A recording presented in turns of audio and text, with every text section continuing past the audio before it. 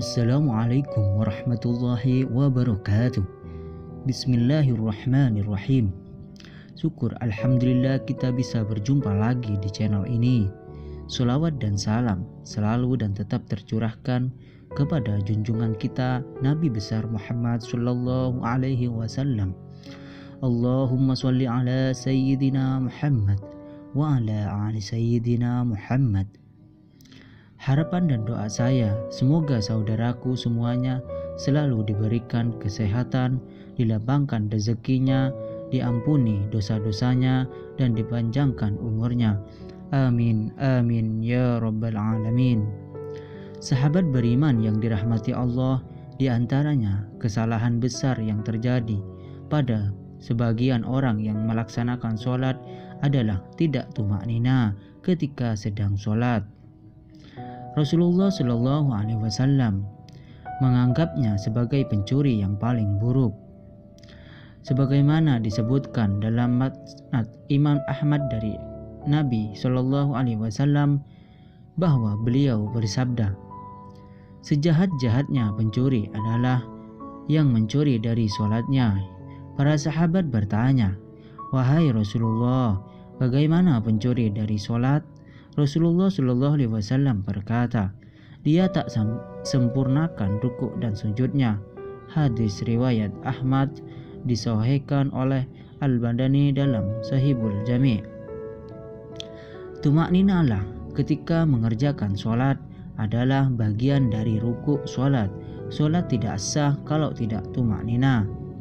Rasulullah Shallallahu Alaihi Wasallam bersabda, jika kamu hendak mengerjakan sholat, maka bertakbirlah, lalu bacalah ayat Al-Quran yang mudah bagimu. Kemudian rukuklah sampai benar-benar rukuk dengan tumaknina. Lalu bangkitlah dari rukuk hingga kamu berdiri tegak.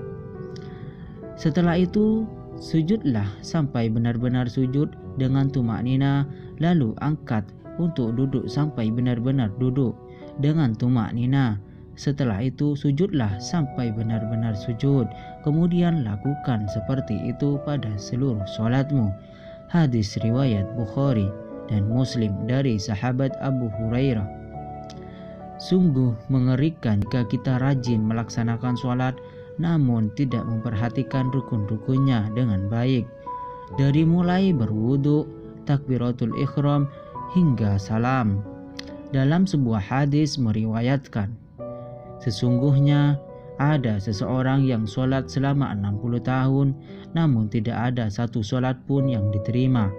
Barangkali orang itu menyempurnakan rukuk tapi tidak menyempurnakan sujud, atau menyempurnakan sujud namun tidak menyempurnakan rukuknya. Hadis hasan riwayat Al-Albani dalam At-Taqrib. Lihat Al-Hasaleh.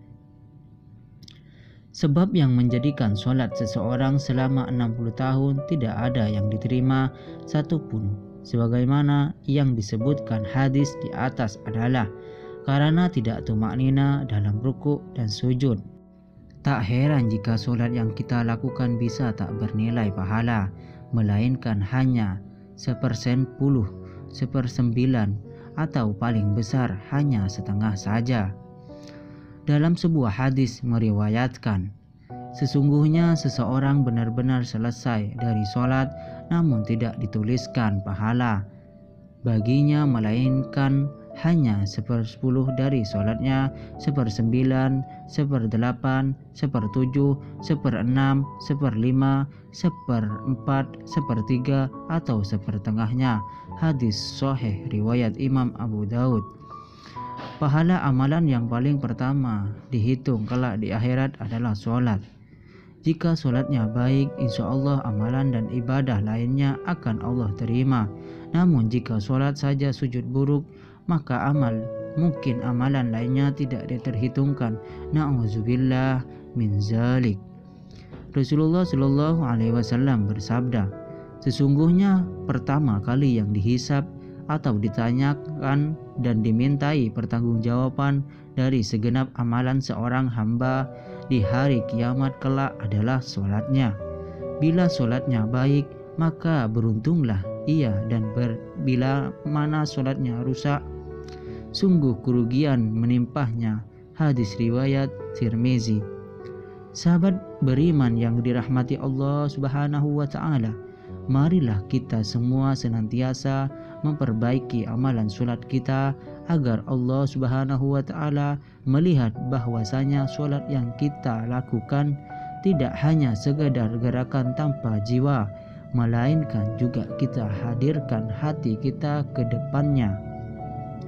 Demikian yang bisa saya bagikan, semoga bermanfaat untuk kita semua.